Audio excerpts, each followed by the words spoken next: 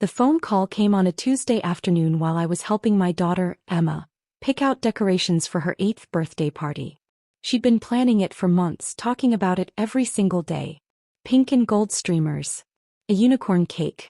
Her grandparents sitting in the seats of honor because she loved them so much. "We need to talk about next weekend," my father said without preamble when I answered. "Emma's birthday party? I'm so glad you called. She wants to show you her dress. She picked it out herself." I watched Emma hold the sparkly pink dress up against herself in the mirror, her face glowing with excitement. "That's actually what I'm calling about." My father's tone was clipped, businesslike.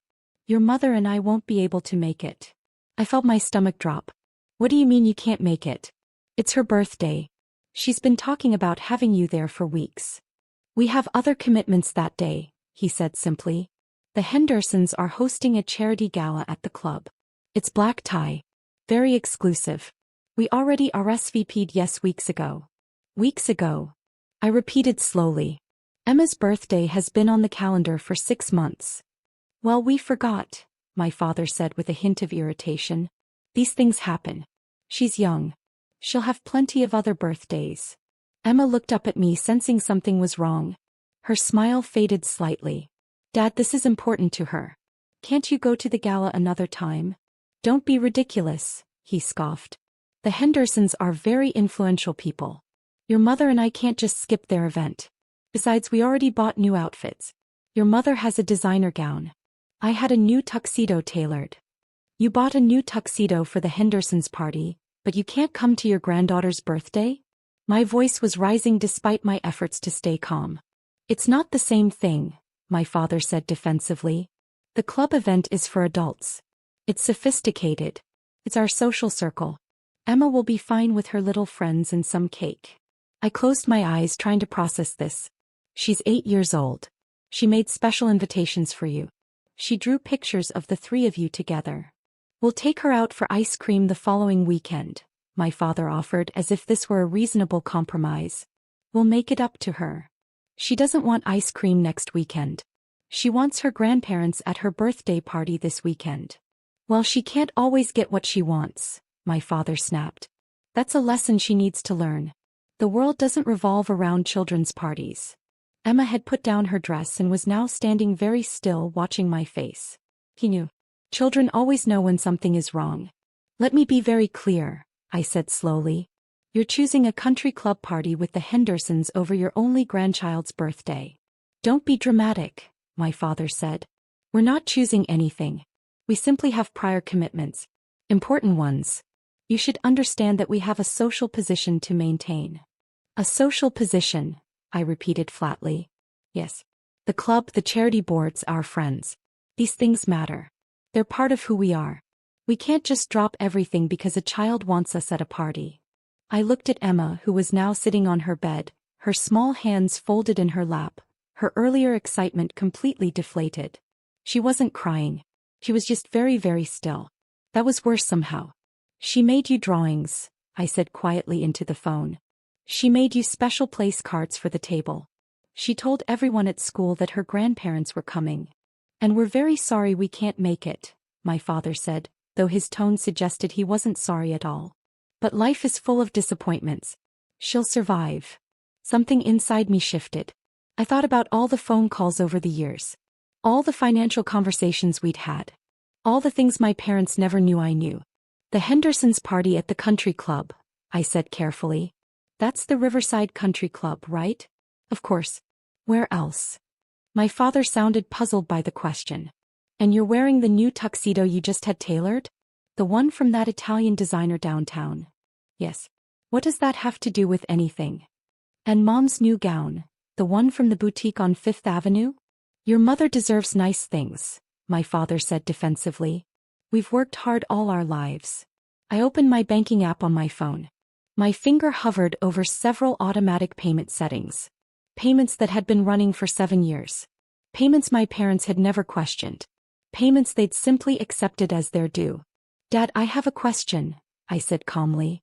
"How exactly are you paying for all of this? The country club membership? The designer clothes? The charity galas? What kind of question is that?" My father's voice took on a sharp edge. That's none of your business. Actually, it is my business, I replied. Because I'm the one paying for it. Silence on the other end of the line. What are you talking about? My father finally said. The country club membership, $4,800 a month. I pay it. The mortgage on your house, $3,200 a month. I pay it. Your car payments. Both of them. I pay those too. Your credit cards, your insurance, your property taxes. Shall I continue? That's ridiculous, my father sputtered. We have retirement savings. We have investments. You had retirement savings, I corrected. You depleted them 12 years ago when Dad's business failed. You never rebuilt them. For the past 7 years I've been covering your lifestyle. Every single expense. I set up the payments to come from an account that didn't have my name visible to you. You just assumed you had money. Emma was watching me now with wide eyes. I shouldn't have been having this conversation in front of her, but I couldn't seem to stop. You're lying, my father said, but his voice had lost its certainty. I'm not. Check your bank account right now. Look at where the deposits come from. Look at who pays your club membership. Call the club if you don't believe me. Ask them whose credit card is on file. I heard muffled voices. My father must have pulled the phone away to talk to my mother. When he came back, his tone had changed completely. Even if that were true, he said carefully, it doesn't change the fact that we have commitments. We can't just cancel on the Hendersons. Can't? Or won't? Both? He said, some of his earlier arrogance returning. We're not going to embarrass ourselves by canceling at the last minute. And frankly, your daughter needs to learn that she's not the center of the universe. My daughter, I said quietly, is 8 years old. She's kind, loving, and she thinks the world of you. She saves her drawings to show you. She practices piano because she wants to play for you. She talks about you constantly. And you're telling me that your social status with the Hendersons is more important than showing up for her. It's not about importance, my father argued. It's about obligations. Responsibilities to our community. Like the country club events you can't afford without my money? I asked calmly. He froze.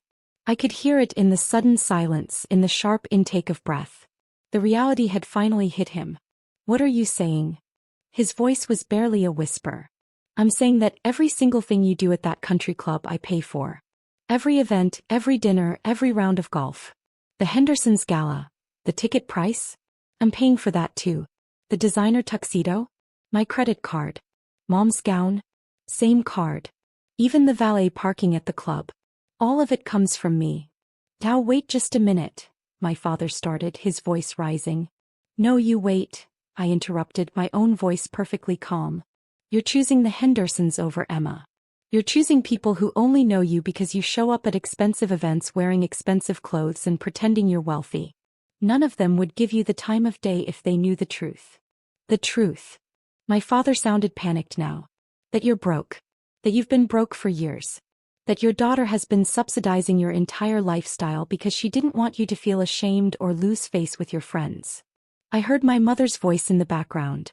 Please, she was saying. Please don't do this. But truth hurts and sometimes it needs to be said. Here's what's going to happen, I continued, my voice still eerily calm. You have a choice. You can come to Emma's birthday party next Saturday at 2 o'clock, or you can go to the Hendersons gala. But if you choose the gala, I'm canceling every single automatic payment I have set up. Your club membership will be terminated. Your credit cards will be declined. Your lifestyle ends. You can't do that, my father said, but there was no conviction in his voice. I absolutely can. It's my money. It's always been my money. I've been giving it to you out of love and respect. But if you can't show that same love and respect to your granddaughter, then I see no reason to continue. You're being manipulative, my father accused. I'm being clear, I corrected. I'm not asking you to choose between your social life and your family. I'm telling you that your social life only exists because of your family. Because of me. And if you can't prioritize an 8-year-old child's birthday party over cocktails with the Hendersons, then you don't deserve either. Emma had moved closer to me now. She reached up and took my hand. Her small fingers were cold. Let me talk to your mother, my father said, his voice tight. Put her on speaker, I replied. A moment later my mother's voice came through, trembling. Honey, please. Don't do this. Your father didn't mean it the way it sounded. Didn't he? We can work this out, she pleaded. We can find a compromise. The compromise is simple, Mom. Show up for Emma's birthday. That's it. That's all I'm asking. Choose your granddaughter over a party with people who wouldn't care if you disappeared tomorrow. It's not that simple, my mother said weakly. It absolutely is that simple. You're making it complicated because you're embarrassed to cancel on the Hendersons. You're more worried about what they'll think than what Emma will feel. That's not fair, my mother protested. What's not fair is breaking an 8-year-old's heart because you're too proud to skip a party, I said. What's not fair is making her feel like she doesn't matter. What's not fair is teaching her that social status is more important than family. I could hear my father and mother talking in hushed, urgent voices. Finally, my father came back on the line. Fine, he said bitterly. We'll come to the party. Are you happy now? This isn't about me being happy, I said. This is about Emma knowing she's loved. And frankly, after this conversation, I'm not sure your presence is worth it anymore. What's that supposed to mean? It means you should come because you want to, not because I threatened to cut off your money. If you show up to that party with resentment in your hearts, Emma will feel it. Children always do. We'll be there, my mother said quickly. We'll be there and we'll be happy to be there. I promise. I hope so, I said. Because if you make her feel bad in any way, if you make comments about how you had to miss the Hendersons' party, if you show any sign that you'd rather be somewhere else, then that will be the last time you see either of us. You can't mean that, my father said. Try me. I ended the call and looked down at Emma. She was staring up at me with those big, serious eyes. Are Grandma and Grandpa coming to my party? She asked quietly. Yes, baby. They're coming. Did you have to make them come? I knelt down so I was at her level. Sometimes grown-ups forget what's really important. Sometimes they need to be reminded. Are they mad at you? Maybe a little, I admitted. But that's okay. I'm not sorry for standing up for you. She wrapped her arms around my neck and hugged me tightly. Thank you, Mommy. Always, sweetheart. Always. The party the following Saturday was tense. My parents arrived on time, dressed appropriately but not extravagantly. They brought gifts and smiled for photos, but there was a coldness in my father's eyes that hadn't been there before. A resentment that simmered just below the surface. Emma didn't seem to notice. She was so happy to have them there, showing them her cake, introducing them to her friends, pulling them over to play games. She glowed with joy all afternoon. As they were leaving, my father pulled me aside. We need to talk about the financial situation, he said stiffly. What about it? We can't continue like this with you holding money over our heads. I'm not holding anything over your head, I replied. I'm simply not going to fund a lifestyle that you value more than your own grandchild. We came to the party, didn't we? You did. This time. What about next time? What about her school plays, her piano recitals, her graduation someday? Are you going to show up for those, or will you always need to be threatened first? My father didn't answer. Here's the thing, Dad. I love you.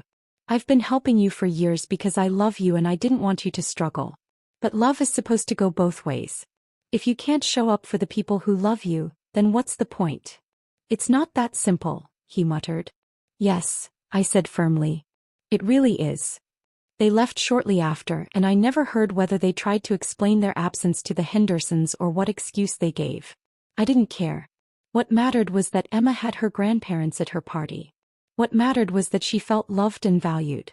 The automatic payments continued. I didn't cancel them. But the relationship had changed. My parents knew now that their lifestyle was a gift, not a right, and they knew that gift came with expectations. Some truths hurt, but sometimes they're necessary. And sometimes choosing your child means choosing to hurt the people who should have known better all along. Emma never knew the full extent of what happened that day. She just knew her grandparents came to her party. She just knew she mattered. And that was enough.